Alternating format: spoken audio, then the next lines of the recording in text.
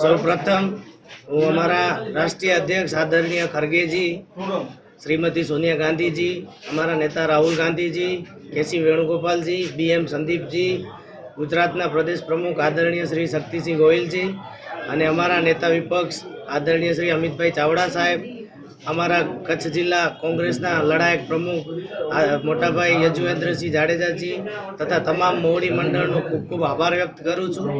અને આટલી નાની ઉંમરે જે કચ્છ લોકસભાની જવાબદારી મારા શિરે મૂકી છે એ બદલ એમનું ખૂબ ખૂબ હૃદયની ગહેરાઈઓથી આભાર વ્યક્ત કરું છું. આવનાર સમયમાં કચ્છ જિલ્લાના પ્રાણ પ્રશ્નો માટે, જે યુવાનો માટે રોજગારી નથી, બેરોજગારી ચરમસીમાએ છે, એના વિશે લડીશું. એ વાત લઈને અમે યુવાઓની વચ્ચે જશું.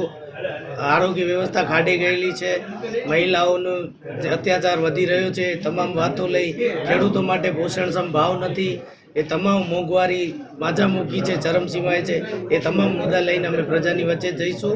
અને મને પૂરેપૂરો વિશ્વાસ છે કચ્છની પ્રજા આ સંવિધાન બદલનાર લોકો સંવિધાન વિરોધી તાકાતોને જકારો આપશે અને મને ચૂંટીને દિલ્હી મોકલશે એવો મને કચ્છની પ્રજા પર પૂરેપૂરો વિશ્વાસ છે. લોકોને એ જ અપીલ કરું છું કે હવે સમય છે કે આ લોકો હમણાં જ એમના સંસદ જે જાહેરમાં કીધું કે 400 પાર થાય એટલે અમે સંવિધાન બદલી નાખશું. એટલે લોકો બધા કચ્છની બી સાણી પ્રજા છે, થોડી પ્રજા નથી, બધું જાણે છે.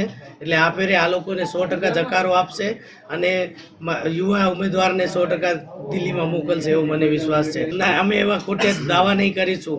અમને એટલો વિશ્વાસ છે કોંગ્રેસના કાર્યકર્તાઓ ઉપર અને પ્રજા ઉપર કે અમે 50,000થી માથે લીડથી આ સીટ જીતીશું. જે જાહેર મુદ્દાઓ છે કચ્છના, જે રોડ રસ્તાઓના ઠેકાણા નથી, બરાબર, વીજળીની ઘણી સમસ્યાઓ છે ખેડૂતો માટે, નર્મદાના નીર પહોંચ્યા નથી અને હોસ્પિટલો જે કોન્ટ્રાક્ટ બેઝ છે, ઘણી હોસ્પિટલોમાં સ્ટાફ નથી, સ્ટાફની ઘટો છે, એ બધી તમામ સમસ્યાઓ લઈને પ્રજાની વચ્ચે જશે.